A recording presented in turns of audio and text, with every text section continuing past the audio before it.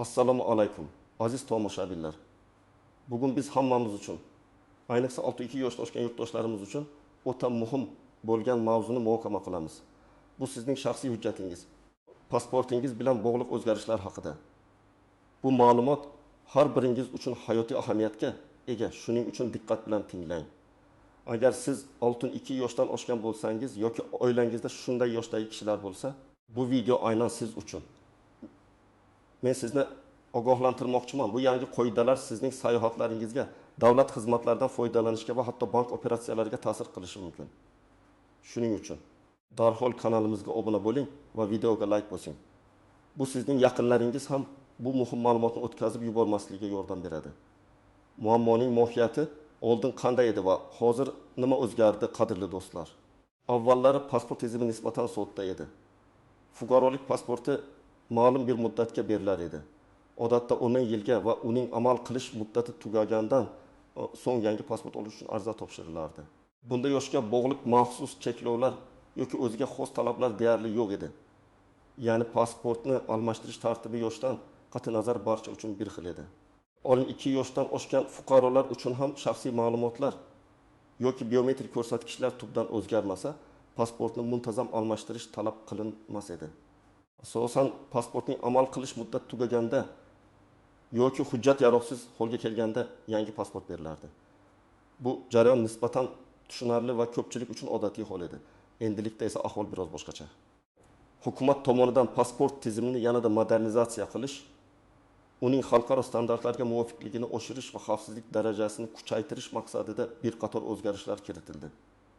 Ayniqsa 12 yoshdan oshgan fuqarolar uchun bu o'zgarishlar alohida ahamiyat kasb etadi. Gap shundaki, yangi qoidalarga ko'ra 12 yoshga to'lgan fuqarolarning pasportlariga nisbatan ba'zi yangi talablar qo'yilgan.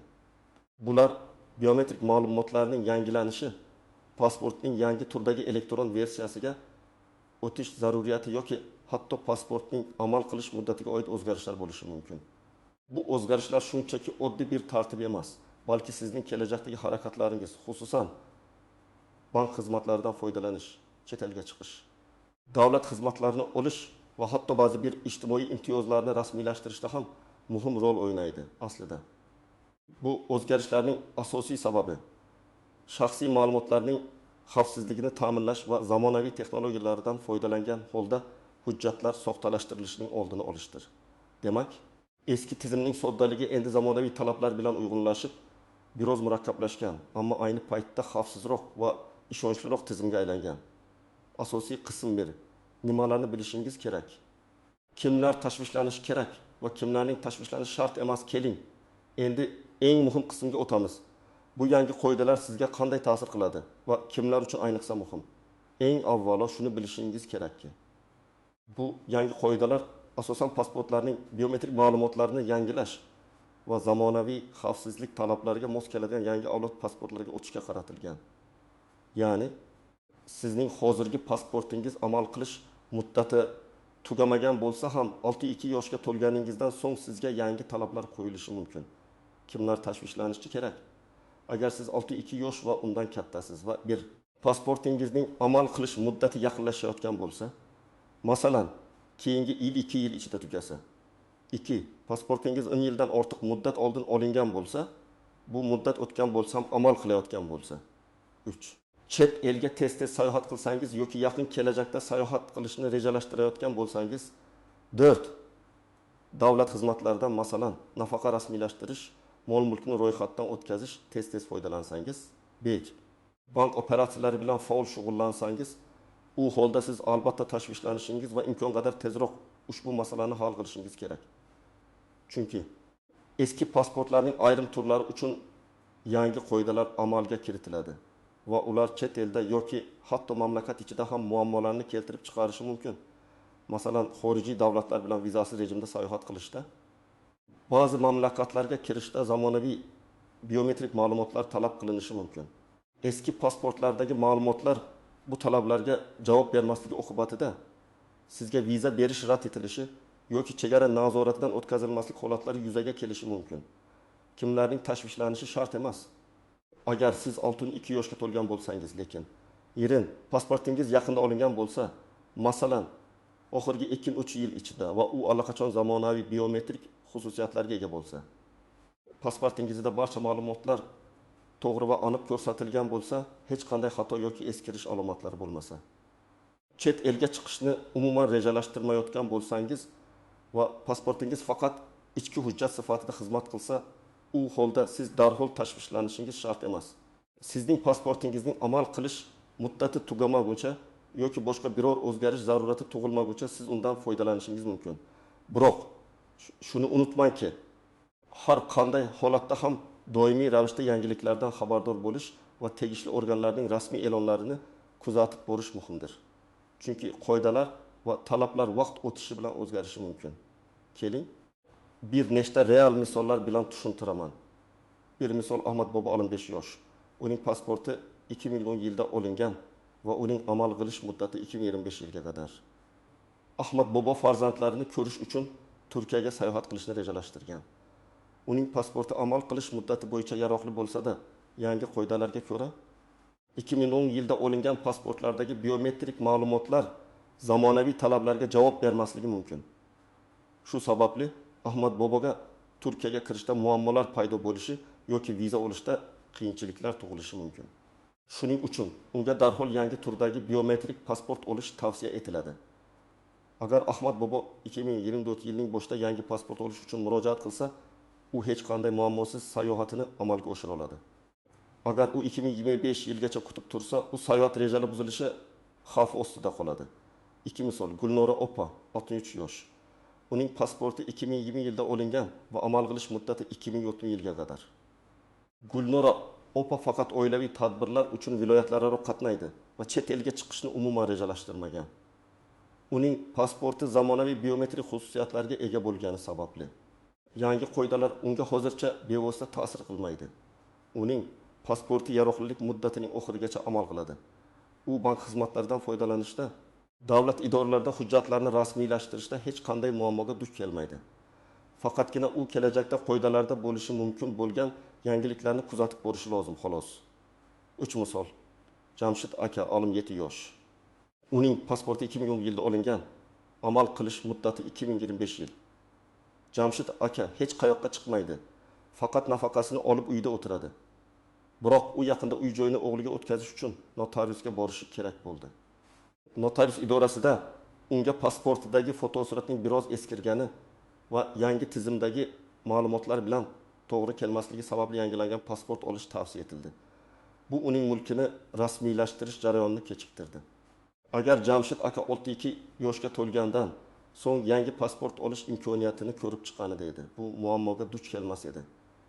Shunday qilib, hatto chet elga chiqmasangiz ham muhim ichki operatsiyalar uchun yangi qoidalar sizga tegishli bo'lishi mumkin. Bu shuni anglatadiki, 12 yoshdan oshgan har bir fuqaro o'z pasportining dolzarbligini va zamonaviy talablarga javob berishni muntazam tekshirib turishi kerak. Asosiy qism 2. Qoidalardagi istisnolar. Tuzoqlar va noaniq nuanslar har qanday qoida tizimida bo'lgani kabi, bu yerda ham ba'zi istisnolar, kutilmagan holatlar va diqqatni talab qiladigan noaniq nuanslar mavjud. Ularni bilish sizni ko'plab muammolardan qutqarishi mumkin. Istisnolar. 1. Sog'lig'i og'ir holatdagi shaxslar. Agar fuqaroning sog'lig'i sababli pasport olish uchun shaxsan kelishi imkonsiz bo'lsa, u holda maxsus tartib qo'llanilishi mumkin. Bunday holatlarda tibbiy ma'lumotnomalar asosida pasport xizmati xodimlari uyga borib xizmat ko'rsatishlari yoki yaqin qarindoshlari orqali hujjatlarni rasmiylashtirishga yordam berishlari mumkin. Bu albatta juda kam uchraydigan holat. Ammo ehtiyoj tug'ilganda bunday imkoniyat mavjudligini bilish muhim. Buning uchun siz yashash joyingizdagi IB pasport bo'limiga murojaat qilishingiz va vaziyatni batafsil tushuntirishingiz kerak bo'ladi. Ular sizga qanday hujjatlar taqdim etish kerakligini, masalan, shifokordan tibbiy xulosa kabi aniq ko'rsatib berishadi. 2. Chet elda istiqomat qiluvchi fuqarolar. Agar siz chet elda doimiy yoki vaqtinchalik yashayotgan bo'lsangiz va pasportingizni yangilash zarurati tug'ilsa, siz yashayotgan mamlakatdagi O'zbekiston Respublikasining elchixonasi va konsulligiga murojaat qilishingiz mumkin. Ular maxsus tartibda sizga yangi pasport olishda yordam beradilar. Bu jarayon ichki hududda pasport olishdan biroz farq qilishi mumkin. Shuning uchun oldindan bog'lanib, kerakli hujjatlar ro'yxatini aniqlab olish tavsiya etiladi. Ba'zi hollarda konsullik xizmatlari uzoqroq hududlarga ko'chma xizmatlar bilan borib, fuqarolardan arizalarni qabul qilishlari ham mumkin. Bu haqda elchixona veb saytlarida ma'lumot beriladi. Tuzoqlar va noaniq nuanslar. 1. Pasportning kutilmaganda yaroqsiz deb topilishi. Ba'zida sizning pasportingizning amal qilish muddati tugamagan bo'lsa ham, u kutilmaganda yaroqsiz deb topilishi mumkin. Bunga pasportdagi fotosuratning yuz ifodangizga mos kelmasligi. Masalan, yillar davomida tashqi ko'rinishning sezilarli o'zgarishi, pasport sayfalarining shikastlanishi, yuvilib ketishi, o'qib bo'lmas holatga kelishi yoki uning eskirganligi sabab bo'lishi mumkin. Hatto kichik bir yirtiq yoki dog' ham muammo tug'dirishi mumkin. Shuning uchun pasportingizni ehtiyotkorlik bilan saqlash va uning holatini muntazam tekshirib turish muhimdir. Agar biror nuqsonni sezsangiz, darhol uni almashtirish choralarini ko'ring. Bankda yoki davlat idoralarida hujjatlaringizni ko'rib chiqayotganda bu kabi muammolar to'satdan paydo bo'lishi mumkin va bu sizning ishingizni kechiktirishi mumkin. 2. Ma'lumotlardagi xatolar. Pasportingizni tekshirayotganda barcha ma'lumotlarning to'g'riligiga ishonch hosil qiling. Ism, familiya, tug'ilgan sana, tug'ilgan joy.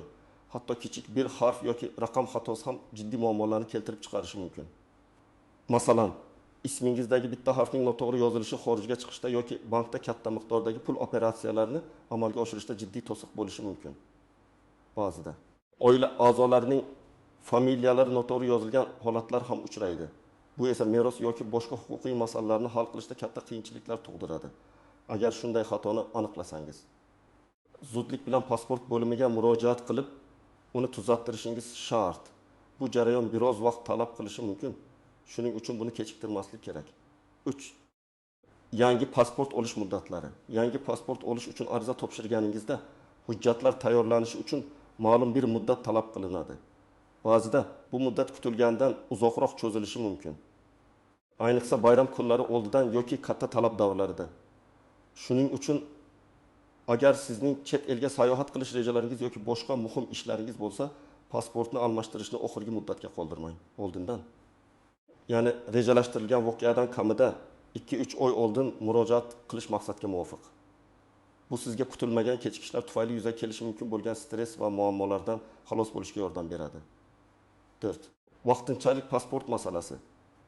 Agar sizga shoshilinch ravishda yangi pasport kerak bo'lsa va asosiy pasport tayyor bo'lmagan bo'lsa, ba'zi hollarda vaqtinchalik pasport berilishi mumkin. Biroq vaqtinchalik pasportning amal qilish muddati cheklangan bo'ladi va u barcha holatlarda qabul qilinmasligi mumkin. Masalan, vaqtinchalik pasport bilan xorijga chiqish doim ham mumkin emas. Bu holatlarni aniqlash uchun hammasi yashash joyingizdagi AB pasport va migratsiya bo'limi bilan maslahatlashish kerak. Ushbu noaniq nuanslarni tushunish va ularni inobatga olish sizning kelajakdagi harakatlaringizni rejalashtirishda va pasportingiz bilan bog'liq muammolarni bartaraf etishda katta yordam beradi. Amaliy maslahatlar. Tomoshabin nima qilishi kerak? Endi esa eng muhim qism. Aniq harakat rejasini tuzamiz. Pasportingiz bilan bog'liq muammolarni qanday hal qilish va yangi qoidalarga qanday rioya qilish kerak? Pasportingizni tekshiring. Eng birinchi qadam bu sizning hozirgi pasportingizni diqqat bilan ko'rib chiqish. Amal qilish muddatini tekshiring. Qachon tugaydi? Agar 1-2 yil ichida tugasa, o'zgartirishni boshlash haqida o'ylang. Tashqi holatini baholang. Yirtilgan joyi, dog'i, o'chib ketgan yozuvlari bormi? Fotosurat sifati qanday? Agar pasport eskirgan yoki shikastlangan bo'lsa, uni almashtirish shart. Ma'lumotlarni tekshiring. Ism, familiya, tug'ilgan sana.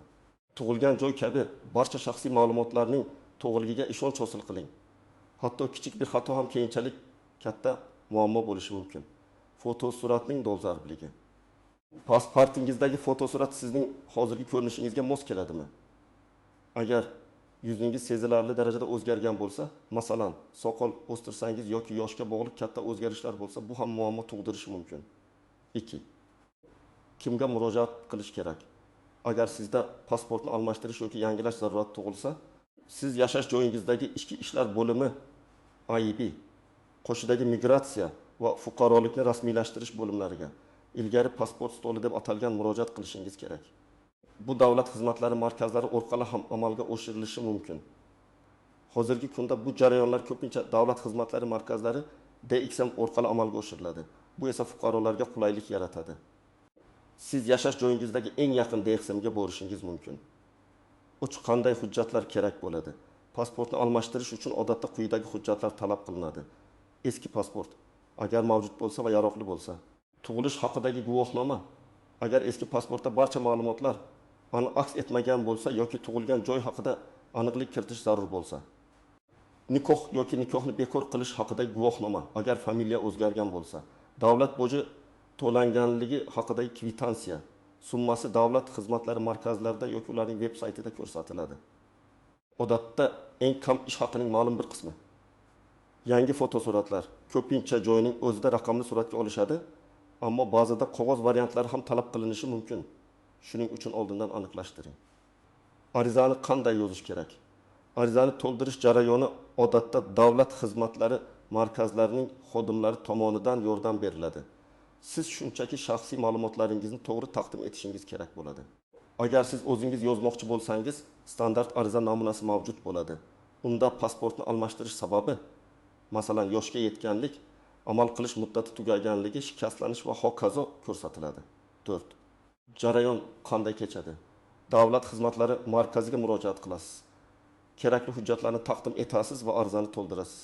Joyning o'zida biometrik ma'lumotlaringiz, barmoq izlari, raqamli fotosurat olinadi. Davlat bojini to'laysiz.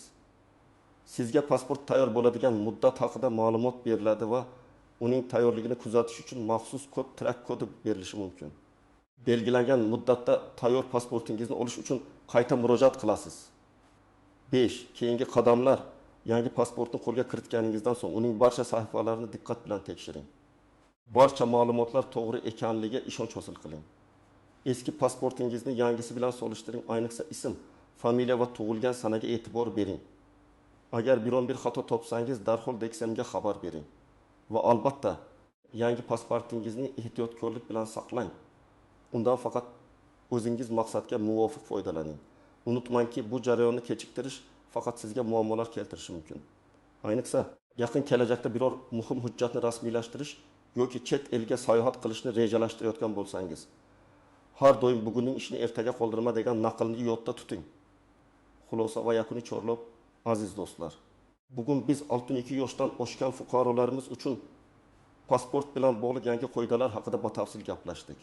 Tushunishimiz kerakki, bu o'zgarishlar sizning xavfsizligingizni ta'minlash va hujjatlaringizning xalqaro standartlarga mos kelishini ta'minlash uchun qilingan. Eski pasportingiz amal qilish muddati tugamagan bo'lsa ham, uning dolzarbligini tekshirish va zarurat tug'ilganda uni yangisiga almashtirish muhimdir. Biz sizga kimlar tashvishlanishi kerakligini, kimlar tashvishlanmasligini, qanday istisnolar va noaniq nuanslar mavjudligini, shuningdek, amaliy harakatlar rejasini ham aytib o'tdik. Shuni unutmangki, sizning hujjatlaringiz tartibda bo'lishi bu sizning tinchligingiz va qulayligingiz garovidir. Agar sizda hali ham savollar bo'lsa yoki bu qoidalar haqida o'z fikringizni bildirishni istasangiz, izohlarda yozib qoldiring. Sizning fikrlaringiz biz uchun juda muhim. Videoga like bosishni va kanalimizga obuna bo'lishni unutmang. Chunki biz siz uchun doimo eng dolzarb va foydali ma'lumotlarni taqdim etishda davom etamiz. O'zingizni va yaqinlaringizni asrang, salomat bo'ling.